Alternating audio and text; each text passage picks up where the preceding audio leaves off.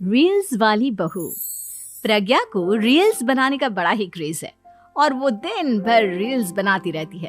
खाते पीते घूमते फिरते घर में कॉलेज में रील्स बनाने के कारण प्रज्ञा पूरे कॉलेज में हाईलाइटेड है। जहां उसकी रील्स सभी को पसंद आते हैं, वहीं मनीषा चिंता में डूबी रहती है। एक रोज जब खाते हुए प्रज्ञा रील्स बना रही होती है, तब मनीषा कहती है, 1 मिनट भी चैन नहीं है इस लड़की को। ये नहीं कि खाना तो आराम से खा ले, लेकिन नहीं, अरे थोड़ी देर रील्स नहीं बनाओगी तो आसमान नहीं टूट पड़ेगा। अरे मम्मी, इसी को तो कहते हैं डिटर्मिनेशन। तुम नहीं समझोगी ये सब। भगवान, इस लड़की को सद्बुद्धि दे। जब देखो तब टेढ़ा बाका मुंह बनाती रहती है। मनीषा की बात का प्रज्ञा पर जरा भी असर नहीं होता और वो खाते खाते रील्स बनाती रहती है। दिन बीतने लगते हैं और देखते देखते प्रज्ञा का कॉलेज भी खत्म हो जाता है। आए दिन कोई ना कोई मनीषा को प्रज्ञा की शादी करवाने का सुझाव दे जाता है। सब ठीक ही कहते हैं, प्रज्ञा की शादी कर देनी चाहिए। अपने घर के काम काज में व्यस्त हो जाएगी तो खुद ही ये रील्स और नाच गाना बंद हो जाएगा। मनीषा और प्रेम प्रज्ञा के लिए एक अच्छा लड़का ढूंढने लगते हैं और तभी विकी का रिश्ता प्रज्ञा के लिए आता है, जिसने प्रज्ञा को उसकी रील्स देखकर पसंद कर लिया था। अगले दिन विकी अपने माता पिता के साथ प्रज्ञा के घर पहुंच जाता है और प्रज्ञा साड़ी पहने हाथों में चाय की ट्रे लिए उनके सामने आती है। जब विकी को पसंद है तो हमें भी बहू पसंद है।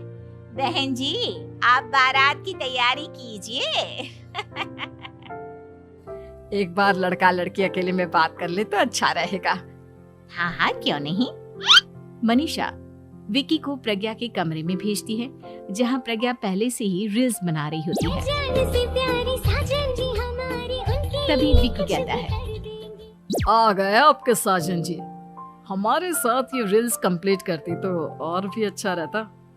अच्छा जी, अब आ ही गए हैं तो बना ही लेती हूँ आपके साथ।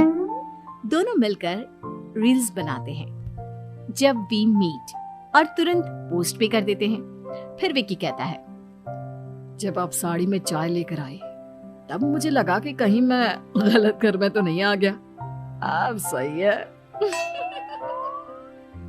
दोनों की शादी पक्की हो जाती है और शादी के दिन भी प्रज्ञा रील्स बनाने से चूकती नहीं। यहाँ तक कि बारात के समय भी नाचते हुए रील्स बनाती है। सभी लोग प्रज्ञा की तारीफ के पुल बांध देते हैं और प्रज्ञा नाचती गाती अपने ससुराल चली जाती है। सब कुछ अच्छा चल रहा होता है। प्रज्ञा यहाँ भी दिन भर हर चीज की रील्स बनाती रहती है। लेकिन कुछ दिनों के बाद जब सुनीता कहती है, बहू, ये रील्स के साथ साथ कुछ काम भी कर लिया करो। वैसे तुझे और क्या क्या बनाना आता है? मम्मी जी, वैसे तो सब कहते हैं कि मैं सब कुछ अच्छा बनाती हूँ, लेकिन मुझे लगता है कि मैं मैगी अच्छा बना लेती हूँ। हाँ, कॉफी भी अच्छा बना लेती हूँ और मुंह तो सबसे अच्छा बना लेती हूँ। हैं? अच्छा अच्छा। सुनीता अपना माथा पकड़ लेती है और कहती है, बहू, कुछ खाना बनाना भी सीख लेती। मम्मी जी, मैं लंबी प्लानिंग कर रही हूँ। जल्दी ही मैं इतनी फेमस हो जाऊंगी कि मुझे पैसे मिलने लगेंगे। हम दोनों सास बहू राज करेंगे, राज।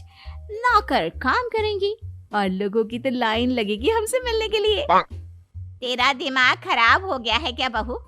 हंसी मजाक तक ठीक है, लेकिन इस तरह घर नहीं चलते। जितना जल्दी हो इस घर के तौर तरीकों को सीख लो। प्रज्ञा मुंह घुमाकर चली जाती है और तुरंत उसी वक्त एक रील बनाती है। ये देख सुनीता का गुस्सा 7वें आसमान पर चला जाता है और विकी के घर आती ही सुनीता उसे सब कुछ बताती है। विकी भी अब प्रज्ञा की इन हरकतों से परेशान हो जाता है। तुम टेंशन मत लो मम्मा, मैं देख लूंगा। विकी कमरे में जाता है तो देखता है कि प्रज्ञा रील्स बना रही है। विकी बड़े ही प्यार से प्रज्ञा से कहता है, प्रज्ञा, इन सब के लिए मैं तुम्हें मना नहीं कर रहा हूँ, लेकिन फिर भी हर वक्त तो ये अच्छा नहीं लगता ना। समझने की कोशिश करो, मुझे भी तुम्हारा थोड़ा वक्त चाहिए। मैं जब ऑफिस से आता हूँ तो मुझे समय देने की जगह इसी में लगे रहते हो। तुम ज्यादा ही सोच रहे हो।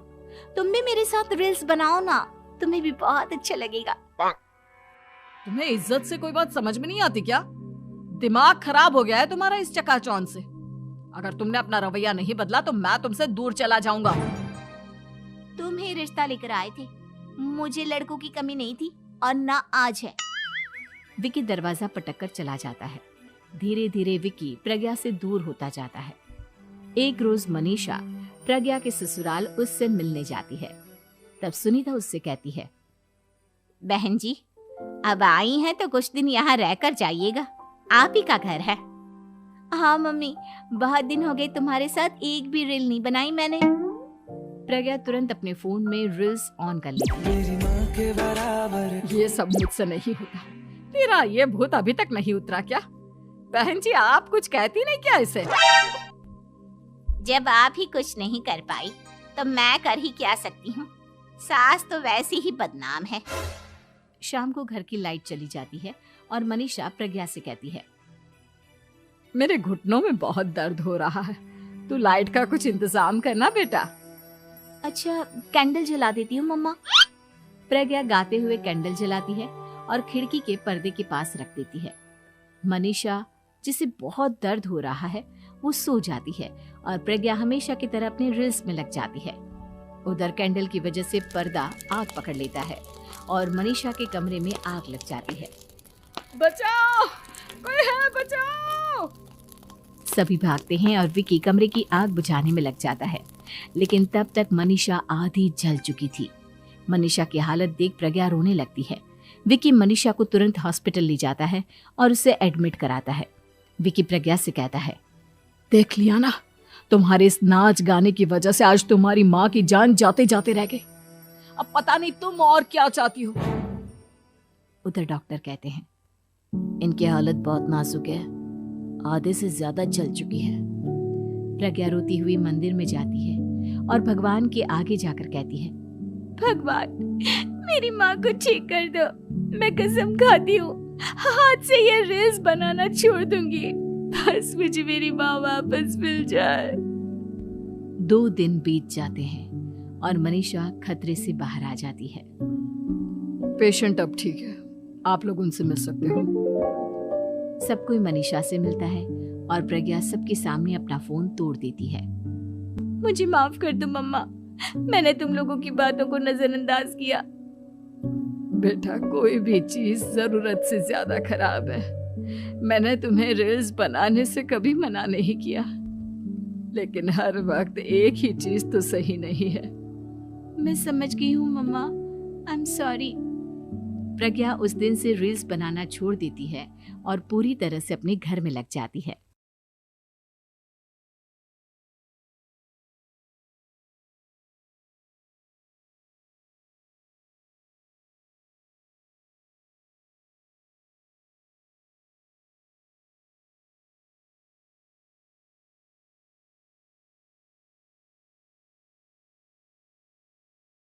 गरीब मायका।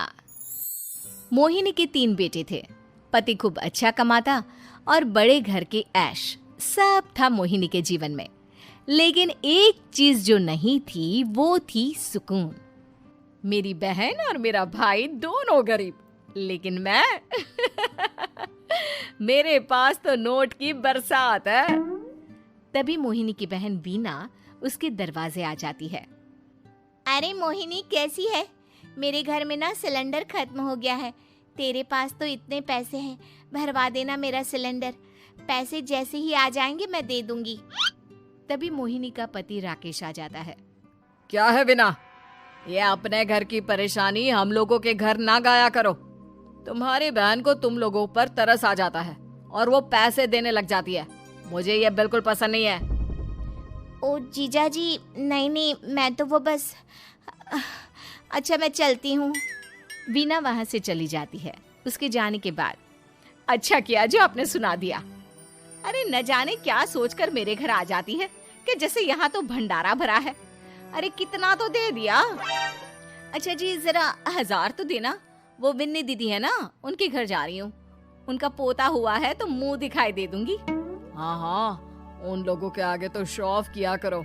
वो खुद को बड़ा अमीर शो करते हैं ना, दिखा दे कि तू भी किसी से कम नहीं है। हाँ जी, इसी के लिए तो जा रही हूँ। मोहिनी तैयार होकर अपनी बुआ की बेटी के घर जाती है, जहाँ उसके पोते का कार्यक्रम चल रहा होता है। वहाँ वीना भी आई होती है। अरे वीना, क्या जरूरत थी यहाँ आने की? तेरे घर पर गैस नहीं है तो वो भरा लेती। क्या करूं मोहिनी, बुआ को बुरा लग जाता नहीं जाती तो। वैसे मेरे पास एक जोड़ा बच्चे का कपड़ा रखा था, वही अपनी चांदी के पायल के साथ देने जा रही हूँ। घर पर गैस थी नहीं, सोचा परिवार यहीं खाना खा लेगा, बाकी सुबह का सुबह देखा जाएगा। मोहिनी को बहन पर दया आ जाती है। वो पर्स से 1000 रुपए निकाल कर दे देती है। ले वीना, लेकिन पैसे वापस कर देना, तेरे जीजाजी हिसाब लेते हैं। मोहिनी भी क्या करती, गरीबी में बहन का सहारा ही उसके जीवन जीने का आधार था। फिर एक रोज, सुनिए, भाई के घर बेटी हुई है, मुझे माँ के पास जाना होगा। अरे उस घर में ना कूलर है ना एसी, कैसे रहोगी तुम?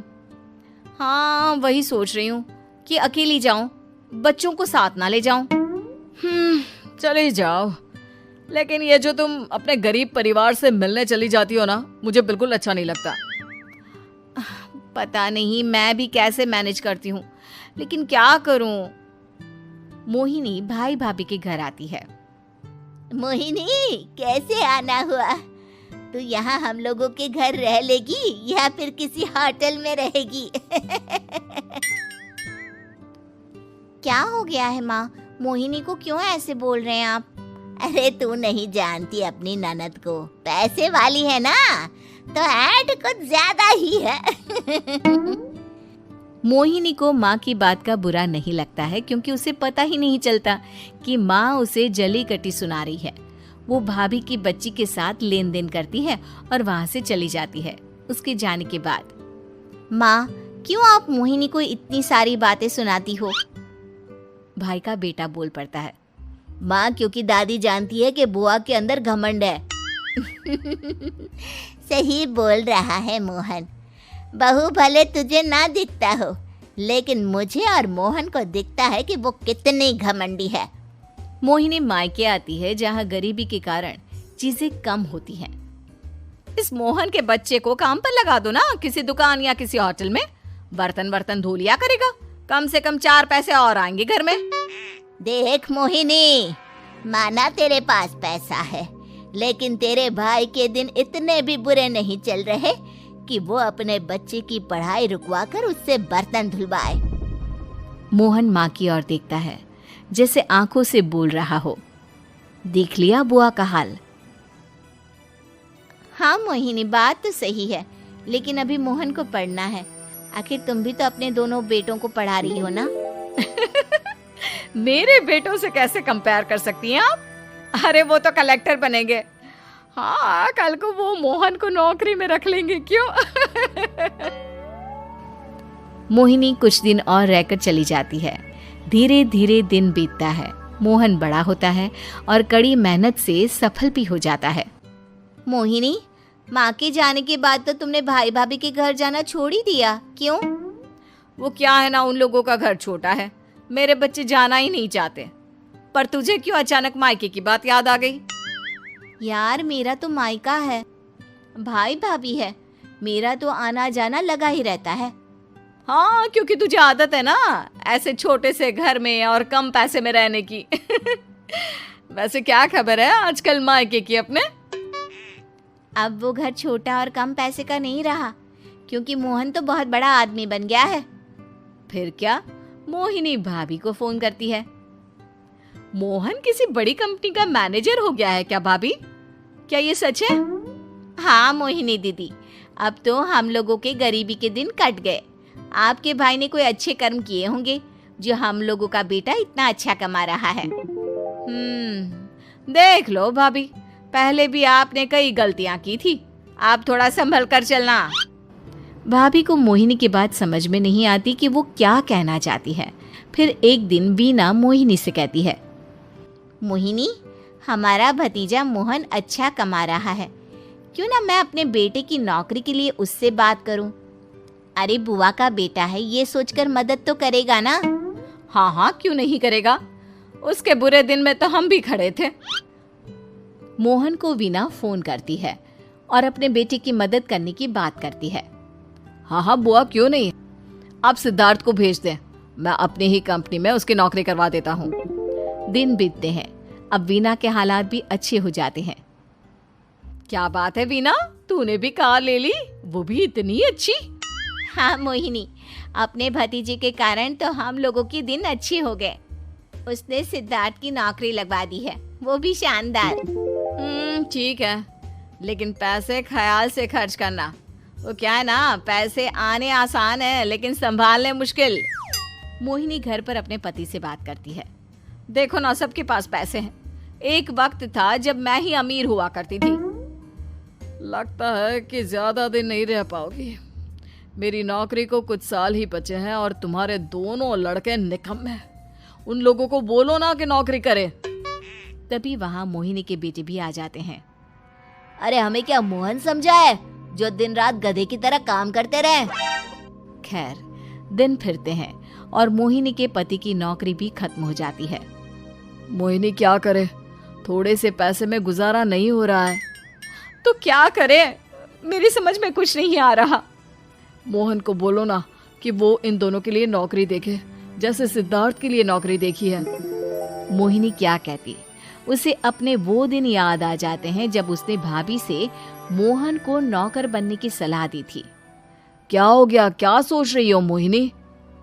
यही कि वक्त कभी भी किसी का भी पलट सकता है। ऊपर वाले से डर कर रहना चाहिए।